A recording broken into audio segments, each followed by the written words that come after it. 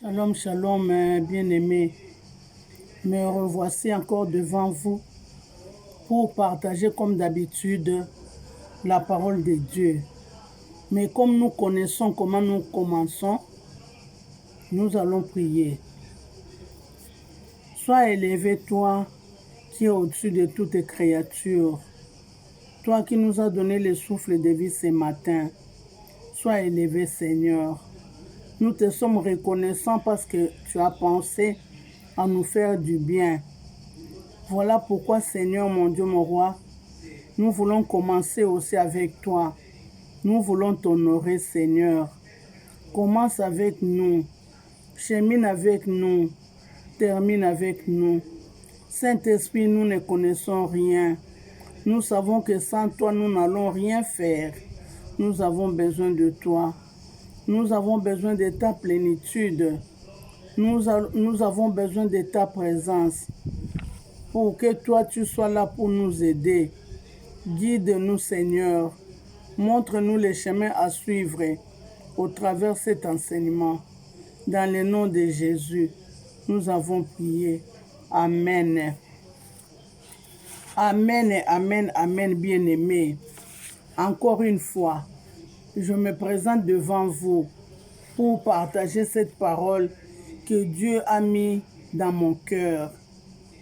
La fois passée, nous avons parlé du nom de Dieu qui est Elohim, qui signifiait Dieu dans toute sa plénitude, c'est-à-dire Père, Fils et Saint-Esprit. Nous avons aussi fait une petite révision des différents noms de Dieu que nous avons vus avant le changement de la langue française pour aider nos bien-aimés à avoir le même niveau de compréhension que ceux avec qui nous avons partagé en lingala. D'où nous avons parlé de El, Ela, Eloa, Elohim, qui signifie Dieu, notre Dieu créateur. Nous avons vu ces noms dans le passage de Genèse chapitre 1 verset 1 et Genèse chapitre 1 verset 26. Nous avons aussi parlé de El Elyon, qui voulait dire Dieu très haut, dans Genèse chapitre 14, versets 17 à 20. On a aussi parlé de Elolam, Dieu de l'éternité, écrit dans Genèse chapitre 21, verset 33. Alors, nous nous sommes arrêtés à El Roi, Dieu qui me voit. Ces noms-là étaient prononcés pour la première fois par Agar, la servante de Saraï. Ça se trouve dans le livre de Genèse, chapitre 16, verset 13. Mais aujourd'hui, nous continuerons notre petite révision et après, nous allons prier. Le cinquième nom que nous avons vu, c'est El Gibor, écrit dans Ésaïe chapitre 9, versets 5 à 6, qui voulait dire Dieu puissant. Là, il s'agit de Jésus-Christ de Nazareth, lui qui est la lumière qui nous éclaire, qui éclaire notre ignorance, qui nous donne la domination sur toutes les choses, qui réveille notre intelligence. C'est vrai qu'en lingala, nous avons parlé un peu profondément de ça. Comme c'est une révision, c'est pourquoi je donne les versets bibliques pour que nous puissions nous retrouver au travers les versets bibliques. Ici, il ne s'agit que d'une révision. Alors, j'avais dit que ça se trouve dans Ésaïe chapitre 9, versets 5 à 6. Nous avons aussi vu le sixième nom, El Shaddai. Je crois que ça, on a vu avec vous. El Shaddai qui voulait dire les dieux tout-puissants, étant dans Genèse chapitre 17 verset 1. Nous avons vu que El Shaddai est capable de résoudre tous nos problèmes. Il était vraiment capable. Il est tout-puissant, le Dieu tout-puissant. Alors, tous les noms des dieux que nous venons de voir dans la deuxième partie de notre chapitre avaient de l'impact dans la vie quotidienne de nos aïeux, de nos ancêtres. Ces noms-là avaient vraiment de l'impact dans leur vie. Et comme ces dieux-là, il est le même hier, aujourd'hui et éternellement, nous dirons que ces noms sont toujours nécessaires dans notre vie. Donc ces noms sont toujours nécessaires dans notre vie. Nous sommes obligés de les utiliser à chaque fois qu'un besoin se présente devant nous. J'avais donné l'exemple quand par exemple nous sommes malades. Ces dieux-là, on l'avait appelé Jéhovah Rapha. Mais il n'était pas seulement Jéhovah Rapha de ces temps-là. Mais nous aussi, quand nous sommes malades, cherchons à l'invoquer en l'appelant Jéhovah Rapha. Donc, utilisons tous ces noms-là parce que ces noms-là sont très très puissants par rapport aux problèmes que nous allons rencontrer dans notre vie. Voilà ce qu'on peut dire par rapport à ces noms-là. Aussi, c'est un privilège pour nous de connaître tout ça, car ce sont des clés qui nous aideront à donner du poids dans nos prières. C'est-à-dire que quand nous prions, il est sage de faire des prières en s'appuyant à la parole de Dieu. Donc quand nous prions, il est bon que nous puissions appuyer nos prières par rapport à la parole de Dieu. Et quand nous avons tous les noms, nous connaissons, mais bien sûr que pas tous les noms parce que nous avons donné que quelques exemples de ces noms-là. Mais pour le peu que nous avons, si nous prions, cherchons aussi à utiliser cela dans nos prières. Cela sera aussi bien. Cela donnera aussi du poids dans nos prières. Voilà tout ce qu'on pouvait dire par rapport à ces noms. Mais comme nous avons dit que nous prendrons aussi un temps pour la prière, voilà pourquoi nous sommes à présent obligés de remercier ces dieux-là, de l'adorer, car il nous a fait la grâce de connaître ces choses. Bien-aimés, il y a beaucoup de chrétiens qui sont comme nous, mais ils n'ont pas eu la grâce de connaître l'explication et la profondeur de tous les noms dont nous venons de voir. Ils savent seulement citer les noms sans pour autant savoir c'était dans quelles circonstances que ces noms ont été cités pour la première fois. Mais à nous, Dieu nous a donné ce privilège d'avoir quand même une idée, de comprendre pourquoi ce nom a été cité. C'était par rapport à quoi? C'était quelle histoire? Qu'est-ce qui a poussé nos ancêtres de parler de ces noms? Donc c'est vraiment un privilège pour nous. Voilà pourquoi je crois que nous pouvons prendre le temps de prier et de remercier le Seigneur. Et aussi, nous avons l'habitude de clôturer chaque partie par la prière. Quand on avait vu l'introduction de cette école de découverte, juste après l'introduction, on avait prié pour commencer la première partie. Alors, la première partie et la deuxième partie, nous venons d'en finir maintenant. C'est pourquoi il est vraiment bien que nous puissions prier en remerciant le Seigneur qui est en train de cheminer avec nous, car nous sommes en train de grandir petit à petit. Les personnes qui sont fidèles à suivre ces émissions, ils ont ajouté un plus dans leur connaissance. Ça, vraiment, j'en suis convaincu. Voilà pourquoi il est bon que nous puissions prier. Mais veuillez aussi me comprendre, moi je n'ai pas une bonne voix pour chanter. Mais l'essentiel, je crois, ce n'est pas la voix, mais c'est le message. Voilà qui est essentiel. Alors, on va prier en commençant par chanter, bien sûr.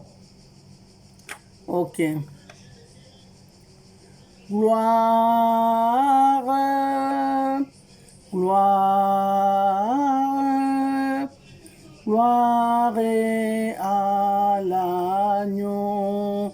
Chantons gloire, gloire, gloire, gloire à l'agneau, car il est glorieux et digne de régner. L'agneau est souverain. Nous élevons nos mains pour l'adorer. L'agneau est souverain. Chantons gloire, gloire, gloire, gloire à l'agneau.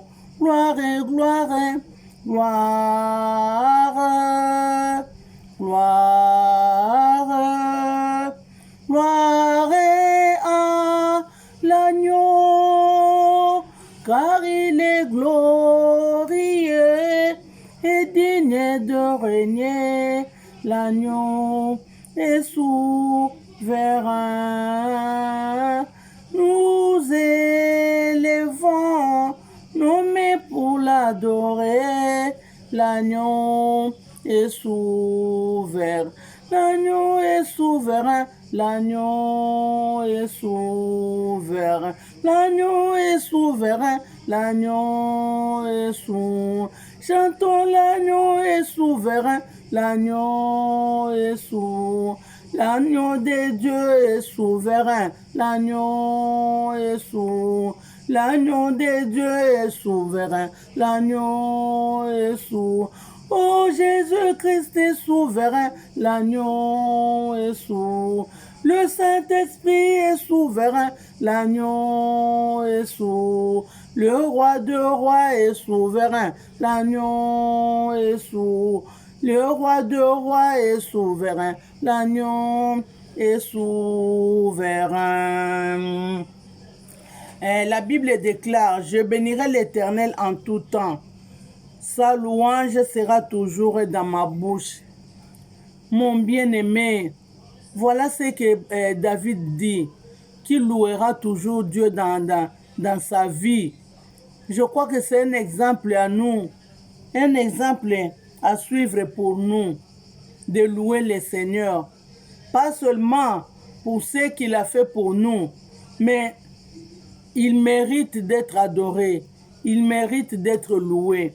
Et ce Dieu-là, il s'appelle El, le Dieu, notre Créateur. Il a créé le ciel et la terre, il a créé l'univers. Il est au-dessus de toutes créatures, de toutes principautés, de tout nom.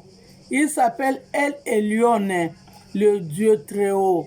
Voilà pourquoi, mes chers frères et sœurs, nous sommes obligés de nous rabaisser au bas du trône de ce Dieu-là pour l'adorer.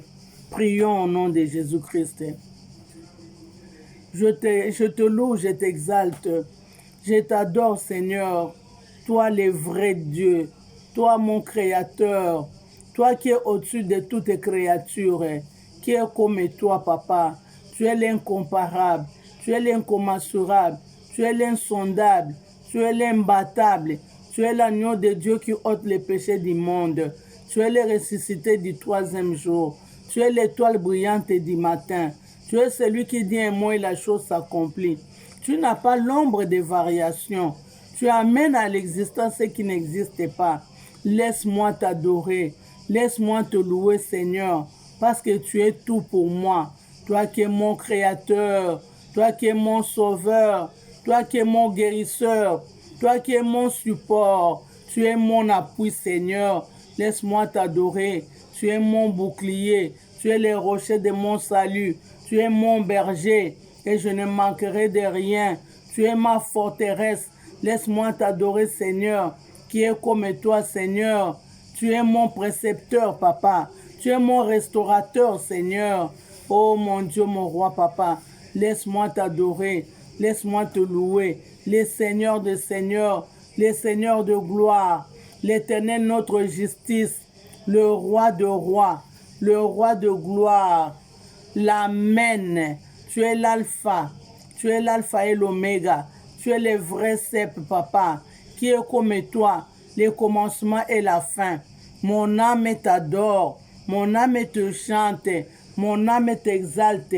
Toi qui m'as ramassé du néant, toi qui n'as pas voulu que mes ennemis se réjouissent à mon sujet. Qui est comme toi, Seigneur? Toi qui as essuyé mes larmes, qui est comme toi, Seigneur? Toi qui as enlevé mon opprobre. Oh Seigneur, je t'adore, Seigneur. Je t'élève, Seigneur. Toi qui es le Dieu très haut. Tu es assis au-dessus de toutes tes principautés, de tout nom, Seigneur. Mon âme t'adore. Mon âme te chante. Mon âme t'exalte. Seigneur, mon Dieu, mon roi, Papa. Alléluia, alléluia. Hosanna, Hosanna, au plus haut de cieux, Papa. La Bible déclare, où irai-je loin de ton esprit? Où fuirai-je loin de ta face? Si je monte aux cieux, tu y es.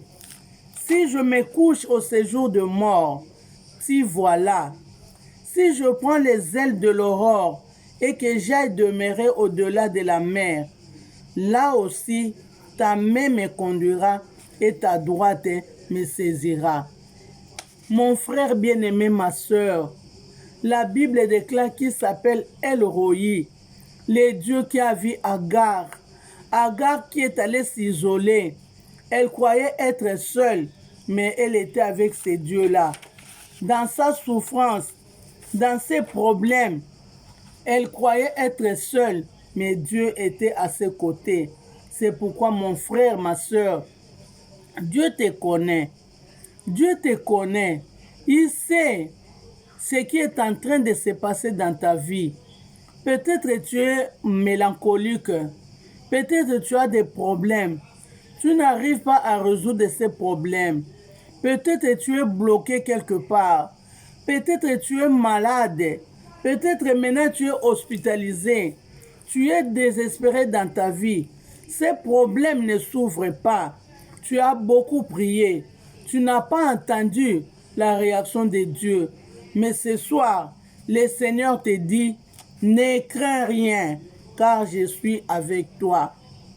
Ne promène pas de regard inquiet, car je suis ton Dieu. Je te fortifie. Je viens à ton secours. Je te soutiens de ma droite triomphante. Ce Dieu-là, il te connaît. Il vient à ton secours. Il s'appelle El Roi. Là où tu es, croyant être abandonné, croyant être délaissé, ce Dieu-là te rappelle qu'il ne t'abandonnera jamais, qu'il ne te délaissera jamais, qu'il sera toujours à tes côtés. Il te voit. Il connaît ces moments difficiles que tu es en train de traverser. Il connaît cette douleur, ce désespoir que tu traverses, cette solitude.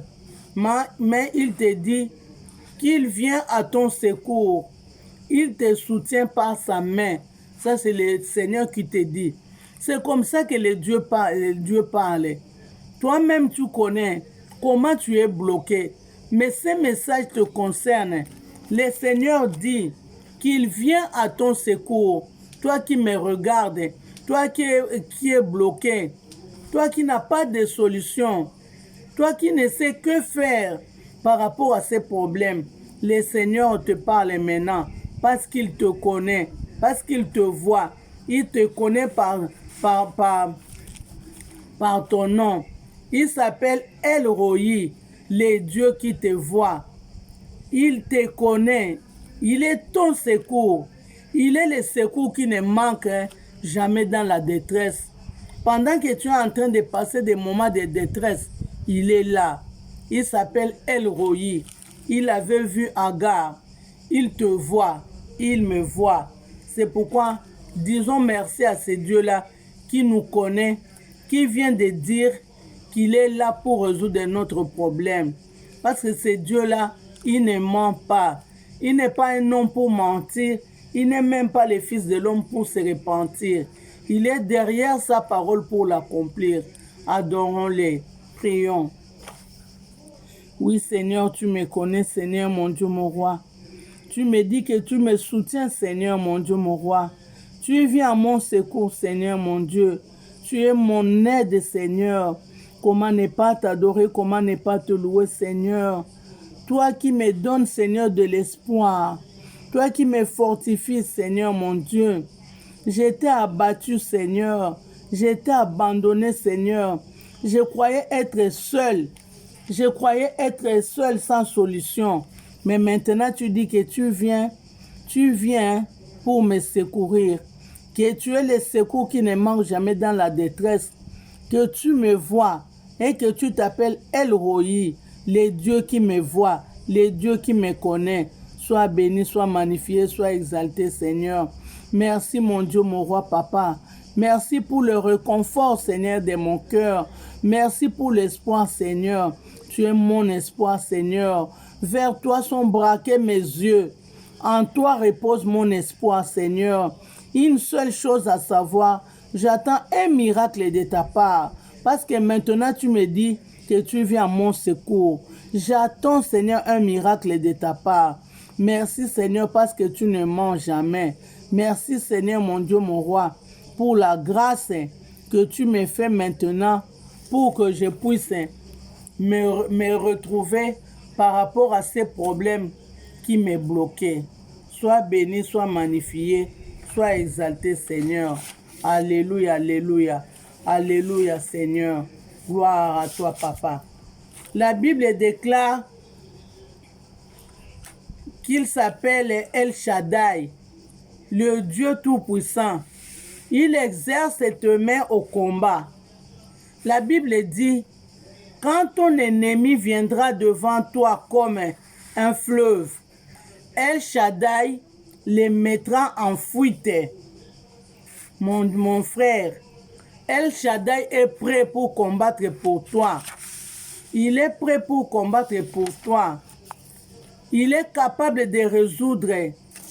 Il est capable de combattre pour toi parce que la Bible dit, à lui la vengeance, à lui la rétribution. Et la Bible dit, quand les montagnes s'éloigneront, quand les collines s'éloigneront, quand les collines chanceleraient, mon amour ne s'éloignera point de toi et mon alliance de paix ne chancellera point. Mon frère, ma soeur, le Seigneur dit, même si les montagnes peuvent s'éloigner entre eux, même si les collines peuvent devenir faibles, instables, déséquilibrées, mais l'amour du Seigneur, il dit qu'il ne s'éloignera point de toi. Il dit que son alliance de paix ne chancellera point. Parce que Dieu-là a dit qu'il a un plan merveilleux pour ta vie, un plan de bonheur et de paix. Ce Dieu-là ne t'abandonnera jamais, jamais, jamais. Il sera toujours là à tes côtés. Il ne ment pas. Cette parole va s'accomplir dans ta vie. C'est pourquoi, mon frère, comptons sur ce Dieu-là. Comptons sur ce Dieu-là. Il est capable de tout.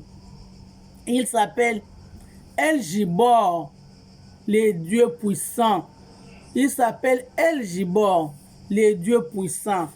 Voilà pourquoi il dit dans le livre de Jérémie chapitre 50 verset 33 à 34, la Bible dit, ainsi parle l'Éternel des armées. Les enfants d'Israël et les enfants de Juda sont ensemble opprimés.